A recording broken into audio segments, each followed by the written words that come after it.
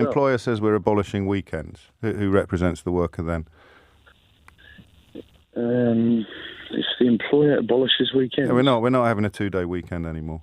You all have to come in 6 days a week. And you, I don't like you, so you're coming in 7. Do we just do individual representation? They're not doing that. No, who would do that? No, we're talking about principles, Adam, because I hate to break it to you, but until the trade union movement existed, 2-day weekends were unheard of. What about 8-hour working days? What if you decide that you've got to work 11 or 14? And actually, I don't like you. I don't like you. No, I don't like you. You're working 16.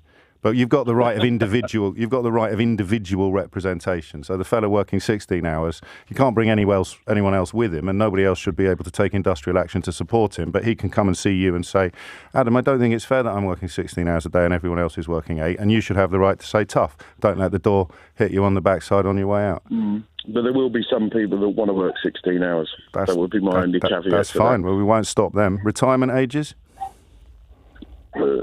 Well, me, I'm probably going past 70. Yeah, good for you. But that fella over there, you're going to make him work until he's 90, otherwise he won't get a state pension. Because the unions don't just negotiate with employers, do they? They negotiate with governments as well. Maternity leave?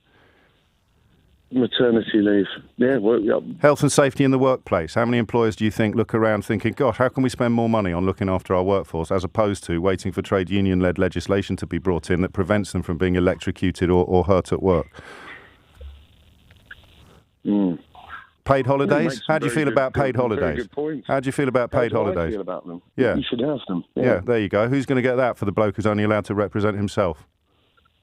Well, you would negotiate it yourself. I mean, that's one person can have a paid holiday, but the other person can't. You don't think they should all? That, no. It should become one come all. You should have collective bargaining to ensure that a workforce gets paid holidays.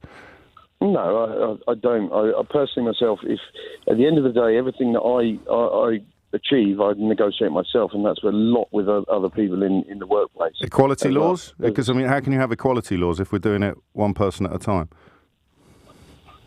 Well, because also you're a man, so you're never going to be sacked because you got pregnant, are you? Or you got married, or I mean, you might get sacked because you got ill.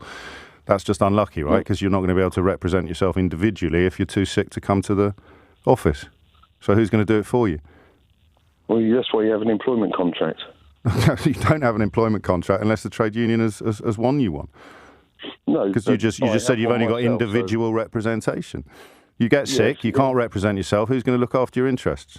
Who's going to make sure you don't get fired for being poorly? My employer. Pardon? My employer. But he wants to fire you for being poorly. Well, besides, if you don't like it, there's someone else who'll do the job. Perhaps if I was ill it was too often and I didn't perform at work, then he would want to get rid of me, yeah. And I would fully understand that. Of course you would. Of course you would. I would, yeah. Right, if you know what the agreement is. 30 years on the clock for a company, off sick for 3 weeks, you're out. No, I don't. No, well, who's going to make sure that's not? Who's going to make sure that doesn't happen? You have a contract in place. Who's going to make sure that lots of people don't have contracts, as you know? Largely because the trade unions no longer have the power that they used to have. Do you know where you'd be happy? Yeah, go on. 1852.